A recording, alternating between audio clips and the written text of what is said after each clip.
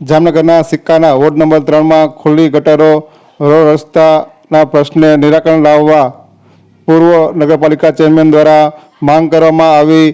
જામનગરના સિક્કાના ward number 3માં છેલ્લા ઘણા સમયથી ખુલ્લી ગટરો તેમજ રોડ રસ્તાના પ્રશ્નો હોય જેના લીધે સ્થાનિકોમાં ભારે રોષ જોવા મળી રહ્યો છે। ત્યારે આ મામલે સિક્કા નગરપાલિકાના પૂર્વ ચેરમેન દ્વારા અનેક વખત રજૂઆત કરવામાં આવી હોવા છતાં કોઈ નિરાકરણ આવતું ન હોય। સિક્કાના વોર્ડ નંબર 3માં ખુલ્લી ગટરોને લીધે રોગચાળો ફેલાવાની પણ દહેશત હોય તેમજ રોડ રસ્તાના પ્રશ્ને પણ અનેક વખત પૂર્વ ચેરમેન સૈયદ અબ્દુલ કાદિર બાપુ દ્વારા અનેક વખત રજૂઆત કરવામાં આવી છે। ત્યારે આ મામલે યોગ્ય નિરાકરણ લાવવામાં આવે તેવી સિક્કા નગરપાલિકાના પૂર્વ ચેરમેન દ્વારા માંગ કરી અને રાત્રે 8 વાગ્યા આસપાસ આ અંગે વધુ વિગતો આપવામાં આવી હતી। અત્યારે તમે આ જોઈ શકો છો વોર્ડ નંબર 3 હું સૈયદ અબ્દુલ કાદિર બાપુ એક્સ ચેરમેન સિક્કા નગરપાલિકા।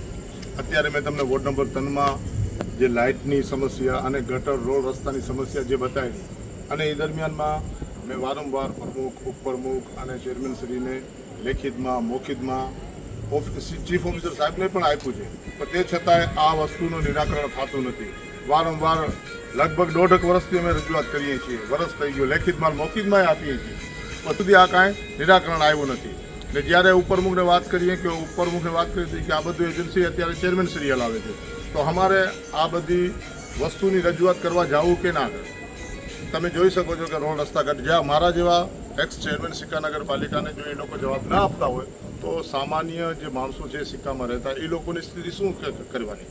કેમ કે આ લોકો બસ પોતાના સગા છે ને ગામમાં અત્યારે બધી જગ્યાએ ગટરની રોડની લાઇટોની આવી વ્યવસ્થા છે જે લોકો અમુક બિચારા નથી કહી શકતા ને આના સામે કોઈ અવાજ નથી ઉપાડતા કેમ કે કોઈની સમસ્યાનો હલ આવતું જ નથી। લોકો કંટાળી ગયા છે એટલે હવે કોઈ કહેવા માંગતા નથી। તો તંત્રને મારી રજૂઆત છે કે આ બધી વસ્તુનું નિરાકરણ લે અને પબ્લિકનું સારું થાય એવું કાંઈક વ્યવસ્થા કરાવી આપે।